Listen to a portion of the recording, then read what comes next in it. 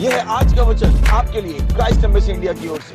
Hello, praise the Lord. कैसे हैं आप? मुझे विश्वास है एक बार आप फिर से उत्साहित हैं आज के वास्तविकता संग्रह अध्ययन के लिए, जिसके लेखक हैं हमारे परमेश्वर के जन रेवरेंड डॉक्टर पास्टर क्रिस अयाखिलो में DSC DD। वास्तविकता संग्रह तैयार करे आपको दिन के लिए और दिन को तैयार करे आपके लिए। Praise the Lord. और आज के संदेश का शीर्षक है सुसमाचार को समझना। Praise the Lord.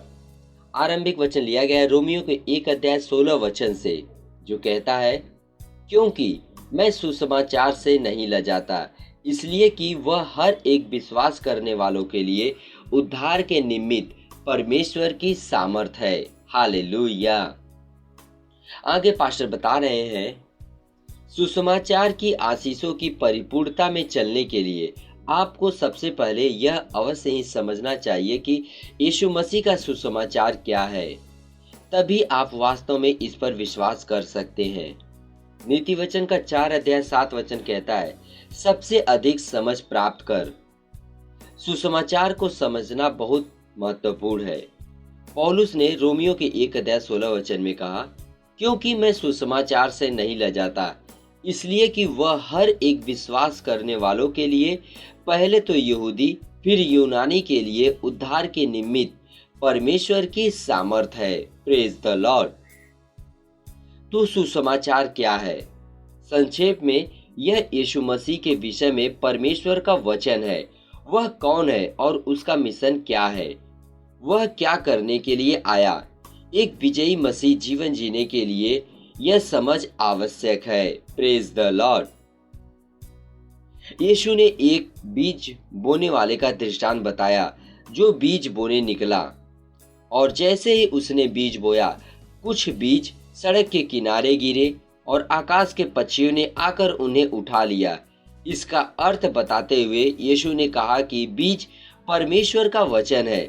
उसने आगे कहा कि जो बीज सड़क के किनारे गिरे, ये वे लोग हैं जो परमेश्वर के वचन को सुनते हैं और इसे समझते नहीं।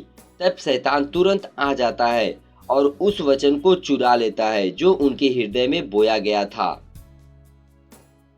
आप वचन देख सकते हैं मरकुस के 4:15 में। वचन वास्तव में उनके हृदय में पहुंचा, लेकिन क्योंकि उनके पास समझ नहीं थी, इसलिए शैतान ने इसे उनसे चुरा लिया। आपको सुसमाचार के संदेश को समझने की आवश्यकता है। जैसे ही आप इसे समझते हैं, वैसे ही आप जीवन के लिए तैयार हैं। आपको कभी भी दूसरे आग की आवश्यकता नहीं पड़ेगी, क्योंकि आप अपने जीवन में पवित्र आत्मा की सेवकाई को समझ गए हैं। हालेलुया।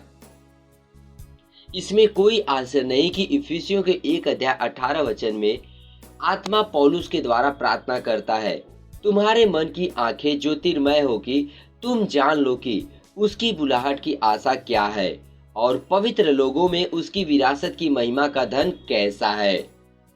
अक्सर घोषणा करो कि आपके पास एक समझने वाला हृदय है और आप हर दिन सुसमाचार की आशीषों की परिपूर्णता में चलते हैं। हालेलुया। परमेश्वर की स्तुति हो। यह समय है प्रार्थना का। आप मेरे पीछे इस प्रार्थना को बोलिए।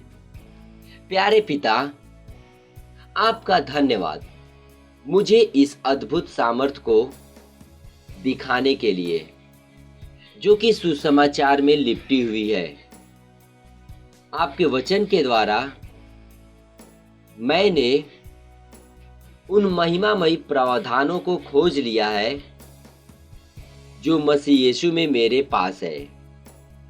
मैं महिमा में जन्मा हूं और मैं आज और हमेशा विजय में चलता हूं, और मैं हर किसी को यह सुसमाचार सुनाने के लिए उत्साहित हूं। प्रभु यीशु के नाम में आमीन।